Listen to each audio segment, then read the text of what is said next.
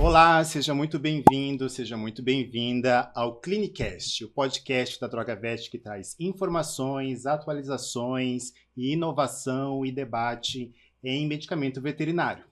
E hoje o tema do nosso podcast é nanotecnologia no controle da dermatite. E eu tenho aqui no nosso bate-papo de hoje, novamente, a nossa farmacêutica Nayara Zev. Tudo bem, Nayara? Tudo bem, Rafa. Muito obrigada pelo convite hoje aqui. Ótimo, prazer receber você novamente. E também a nossa médica veterinária, Thaís Monteiro, mais conhecida como Tatá. Tudo bem, Tatá? Tudo bom, Rafa? Tudo bem, Nay? Tudo ótimo. Então, vamos lá. Para dar o pontapé inicial aqui no nosso bate-papo, vamos explicar para o pessoal e para mim também o que seria a nanotecnologia. Bom, a nanotecnologia, então, o objetivo dela é deixar um ativo numa escala nanométrica, ou seja, muito pequenininha que a gente nem consegue identificar onde que está aquele ativo. E isso permite com que o ativo ele seja melhor biodisponível no organismo, a gente consegue formular ele em outras bases, então é muito interessante a nanotecnologia no contexto farmacêutico. Ótimo. Mas será que a gente pode explicar um pouquinho mais fácil para os nossos ouvintes o que é essa nanotecnologia, numa linguagem menos técnica, assim, para a gente entender como é que funciona e por que ela é tão inovadora no mercado? Bom, vamos lá então, Rafa. Pensa num medicamento que você tem que usar. Você iniciou usando ele uma dose de 1 miligrama. E daí você vai lá no médico veterinário, mas não tá fazendo efeito. Mas daí o médico fala assim, não, mas acho que a gente tem que aumentar essa dose. Aí o animal começa a apresentar efeitos colaterais, né? Não é interessante, acaba sendo difícil o tutor administrar aquele medicamento. A nanotecnologia vem aí contornar todos esses problemas. Então, como eu falei anteriormente, né? Com essa nanotecnologia, a gente coloca numa escala muito pequena esse ativo. E isso permite com que esse ativo ele seja melhor absorvido, ele não precise aumentar as doses muitas vezes, aquela dose baixa já consegue atingir efeitos terapêuticos que o médico espera, né, com o tratamento, então a nanotecnologia é isso. Ótimo, né? Muito bacana esse avanço na medicina veterinária e bacana também que a DrogaVet sempre está à frente trazendo o que há de mais novo no mercado para a gente. Agora a gente falou de nanotecnologia, vamos falar agora dos outros dois termos que também faz parte do nosso bate-papo de hoje, que é os antifúngicos e os imunomoduladores. Nay, você pode explicar um pouquinho para a gente esses dois termos? Bom, então a gente pensa lá na raiz, antifúngico, então está relacionado com os fungos. E assim, falando sinceramente, assim, né, como farmacêutica aqui, os fungos estão aqui onde a gente está. Então, em todo lugar que a gente está, tem fungo presente. Só que aí que tá, a gente não pode também se desesperar, né? Tipo, nossa, agora eu tô aqui com uma doença. Não, não é bem assim. Então, existem critérios, né, que são feitos clínicos laboratoriais que identificam se aquele fungo ele pode ser patogênico, pode ocasionar algum problema na saúde ou não. E esse fungo, né, ele pode atingir ali de forma tópica, né, a nossa pele, pode agir de forma profunda, né, que a gente tem que investigar realmente a fundo, ter que fazer exames, às vezes biópsia, para entender aonde que está aquele fungo. Então, tudo isso é importante a gente saber, né, antes de prescrever um antifúngico. E também em relação daí aos antifúngicos, como eu falei, é importante ter, né, essa questão do diagnóstico correto, porque pode ocasionar, no caso, muitas resistências, né? Então, é sempre importante, né, o tutor seguir realmente o que o médico prescreveu. Então, se é durante 10 dias o tratamento, é 10 dias, não é 8. Então, tudo isso tem uma causa indicada daquela maneira, aqueles dias. Então, isso é importante levar à risca. É legal falar também, Rafa, isso que a Nay falou de seguir a risca, né? Além de, o médico indicou 8 dias, o médico indicou 10 dias, vou fazer 8. O médico indicou também fazer um exame, né? E voltar e fazer esse exame para ver se o fungo saiu ou não, porque são micro-organismos que são muito resistentes. Daí, quando a gente pensa nessa nanotecnologia, a gente traz justamente essa tecnologia em nanopartículas bem pequenininhas que vão penetrar melhor, que vão agir melhor, que vão ter uma estabilidade maior, mas é sempre importante seguir exatamente aquilo que o médico veterinário prescreveu. Já falando dos imunomoduladores, eles vão agir diretamente no nosso sistema imunológico, no caso dos animais, né? Então, é importante essa classe terapêutica porque ela vai inativar ali ou ela vai favorecer com que o sistema imunológico realmente trabalhe e combata aquele agente. Então, dentro da clínica veterinária, com certeza, são duas classes terapêuticas, os antifúngicos e os imunomoduladores, muito importantes. Ótimo, acho que agora ficou um pouquinho mais claro para a gente entender do que a gente está conversando aqui hoje. Não é à toa que a DrogaVet trouxe essa tecnologia, né, para o seu universo aqui, para compartilhar com o seu público. Mas vamos tentar explicar para os nossos ouvintes por que seria interessante ou por que seria mais vantajoso escolher um medicamento com a tecnologia, a nanotecnologia, ao invés de optar por um medicamento convencional, vamos dizer assim. Quando a gente pensa em nanotecnologia, a gente pensa no aprimoramento da molécula. Quando a gente tem uma molécula que vai se apresentar melhor, vai performar melhor, vai ter maior estabilidade, a gente também vai ter uma melhor resposta terapêutica, vai ter uma melhor penetração cutânea, vai ser fundamental no tratamento das doenças de pele, tanto nas doenças fúngicas, como também nas doenças imunológicas. Então, a gente pensa, por exemplo, na dermatite atópica, que é uma doença de difícil controle na medicina veterinária. Quando a gente performa melhor essa molécula, a gente está dando uma qualidade de vida melhor para esse paciente. A gente está dando uma terapêutica onde o tutor ele vai se conectar mais com aquele resultado, onde o tutor ele vai sentir mais confiança naquilo. E também a gente consegue formular esses ativos em diferentes formas farmacêuticas. Então, por exemplo, o cetoconazol tradicional. A gente não consegue, muitas vezes, formular ele em mousse com muita estabilidade. A mesma coisa, o miconazol. A gente não consegue ter estabilidade no mousse. Uma forma farmacêutica tão importante, né? Quando a gente pensa no tratamento de atopia. Já o nanomiconazol, por ser essa molécula bem pequenininha, que permite estabilidade, a gente consegue fazer ela em mousse, a gente consegue associar ela com uma nanoclorexidina, por exemplo. A gente consegue até mesmo reduzir dose. Por quê? Porque quando a gente performa melhor, a gente não precisa usar uma quantidade tão grande de ativo. Ou seja, a gente está poupando tanto o medicamento como o animal também. E por isso a gente consegue uma maior resposta, potência terapêutica como um todo. E pegando o gancho do que a Tatá falou, falando de forma farmacêutica, né? E eu como farmacêutica, dentro do universo da manipulação existe, assim, N fatores que influenciam realmente a estabilidade de um medicamento. Então, como ela comentou, às vezes eu quero colocar ali o nanocetoconazol, mas eu quero colocar também a dexametasona junto. Será que realmente vai ser possível colocar isso no mousse? E como a gente estava falando no início do programa, né? Os pacientes apresentam já essa resistência, né? Fúngica. Aí, para eu fazer um mousse, muitas vezes eu tenho que usar ali tensoativos que podem ocasionar uma dermatite no paciente. Às vezes é um problema, vai gerar outro problema. Então, a nanotecnologia também é isso. E eu acho que é legal as pessoas terem essa consciência que não é, só está encarecendo um produto. Não é isso. É muito mais além. É entregar realmente aquele ativo em doses menores, né, o mais puro possível e realmente atingir os resultados esperados.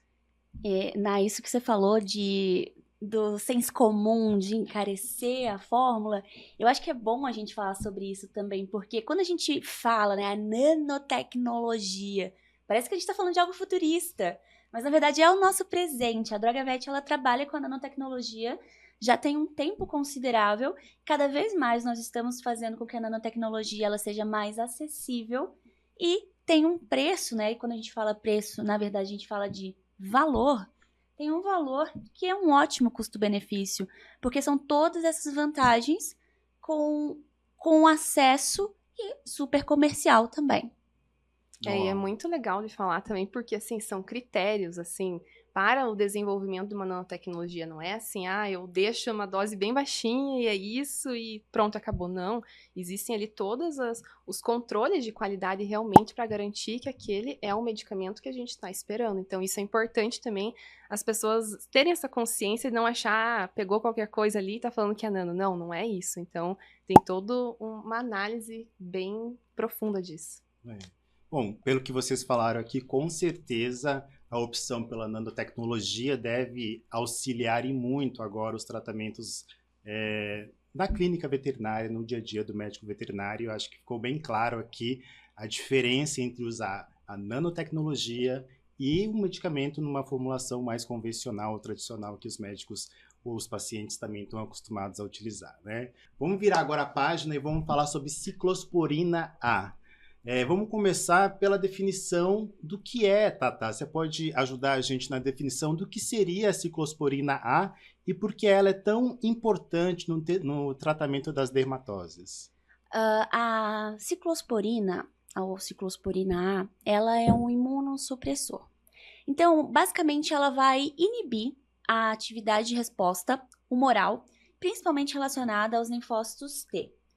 Ela é importante na dermatologia porque a gente tem muitas doenças imunomediadas, tanto como a dermatite atópica, como, né, a gente tem muito comumente a utilização da ciclosporina, mas também a gente pega, por exemplo, em parte dermatológica, pênfigo, lúpus. Na parte gastrointestinal, a gente tem a doença inflamatória intestinal, onde a gente utiliza muito também a nanociclosporina.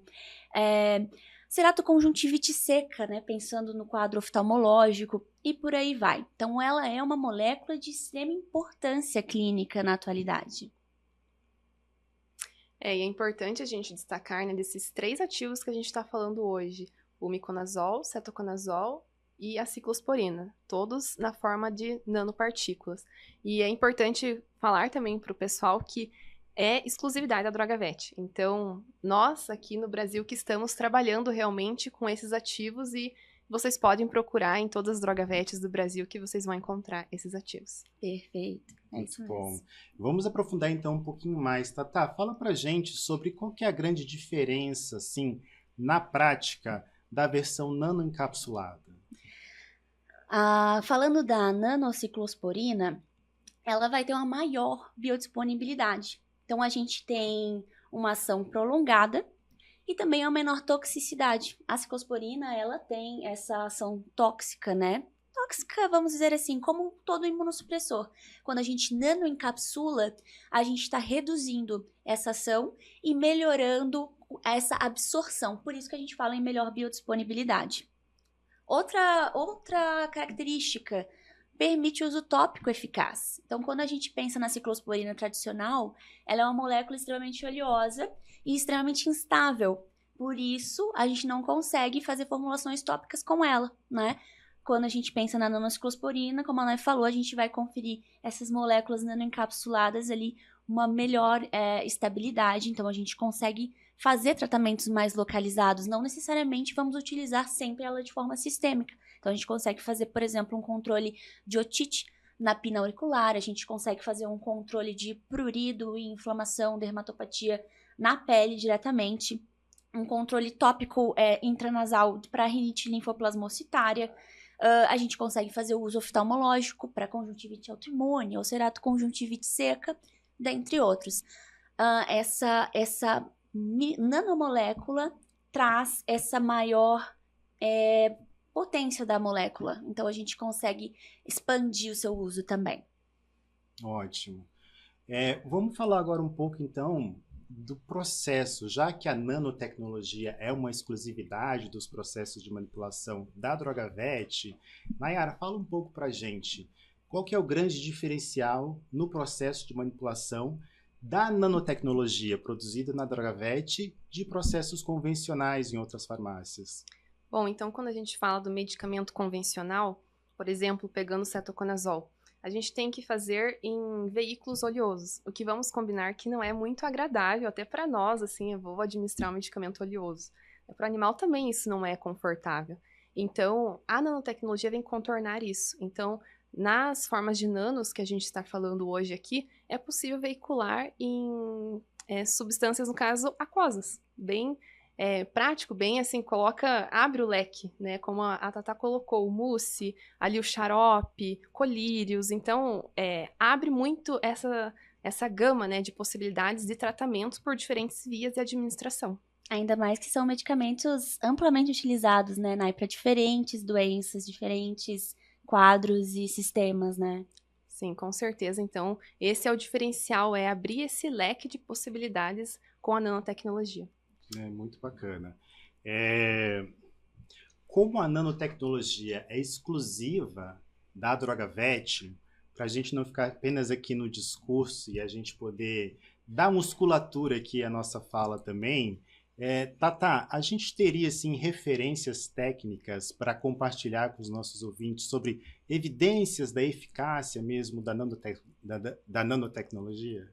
Tem sim, Rafa. Se os nossos ouvintes, quem está nos assistindo, tiver interesse, vocês podem pegar no nosso material ali, nós temos alguns artigos. Um deles, por exemplo, explora o uso da nanociclosporina oral em xarope para cães por 60 dias seguidos. Então, se mostrou seguro. Outro estudo também comparou a eficácia entre os colírios com a ciclosporina a 0,5% e a nanociclosporina 0,5%, mostrando uma boa tolerabilidade. Dentre outros, né, a gente tem um estudo super interessante sobre os nanoazólicos, então o nanomiconazol e o nanocetoconazol também. Tem muito material bacana, gente. Dá uma olhadinha lá que vocês vão gostar. É bem legal isso que a Tatá colocou. A gente fez um estudo in vitro com o nanocetoconazol e o nanomiconazol. E foi interessante nesse estudo que a gente explorou bastante. A gente comparou ali o cetoconazol prescrito, no caso, a 2%, comparando ao nanocetoconazol a 0,2%. Então, 10 vezes menor a dose. E o resultado foi muito interessante, foi a mesma resposta terapêutica ou até maior, usando uma concentração 10 vezes menor.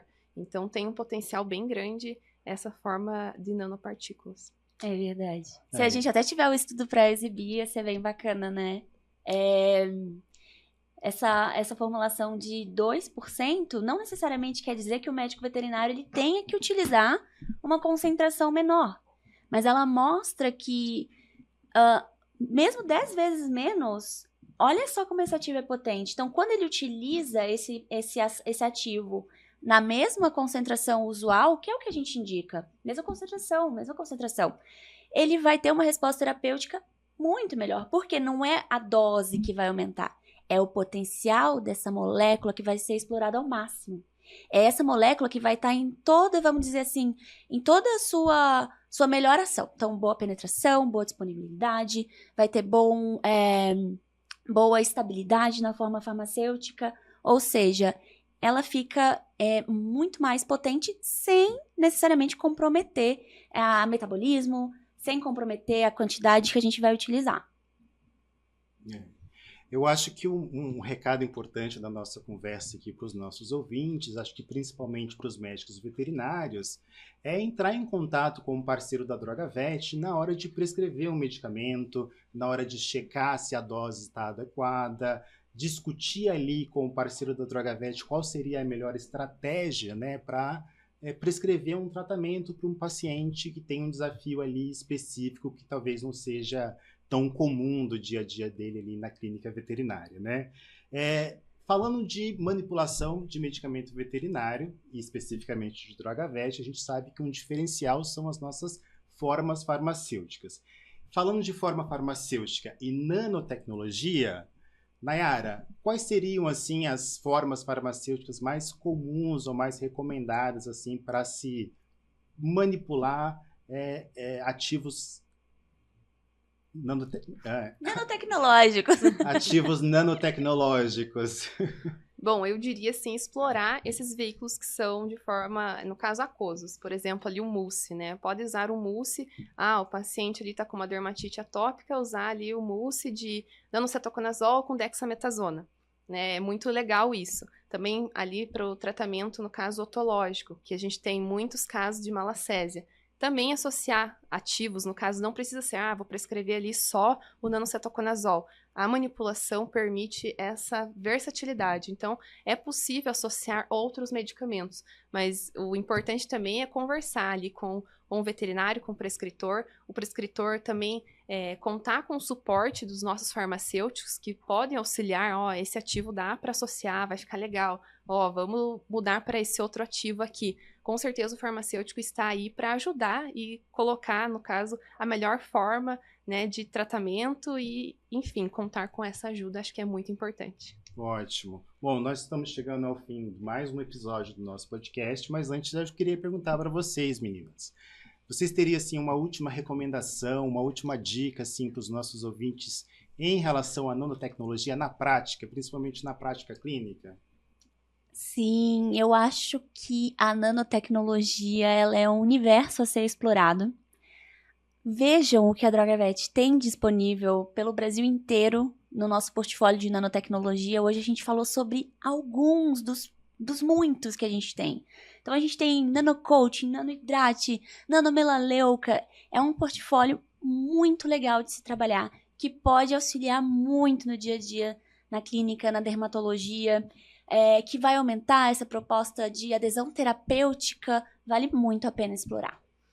Eu acho que é bem legal, que nem a Tatá comentou, né, desses outros nanoativos, mas eu também gostaria de colocar um ponto interessante, que as nanotecnologia, no caso, ela vem geralmente ali com um plus, digamos assim, nessa formulação, porque é todo um processo de encapsulamento desse medicamento. Então, por exemplo, ali pode ter um nanocetoconazol que está tendo uma ação ali também hidratante, né? Então, é interessante você também conversar com o farmacêutico, esse nanoativo, ele também tem ação em quê? Então, acho isso que é bem curioso as pessoas saberem que aquele ativo, ele está geralmente associado com alguma outra função também. Então, isso é bem legal dentro da nanotecnologia.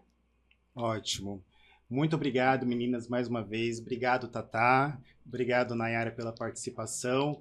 Achei sensacional esse nosso bate-papo, juntando medicina veterinária, mais tecnologia, né? A gente sai daqui com mais elementos em relação a esse universo da manipulação de medicamento veterinário, né? Obrigado também você que acompanhou a gente até aqui, né? Se você quiser saber mais sobre nanotecnologia ou sobre outros ativos, materiais técnicos da DrogaVet, acesse o nosso site, siga a DrogaVet nas redes sociais e até o nosso próximo episódio.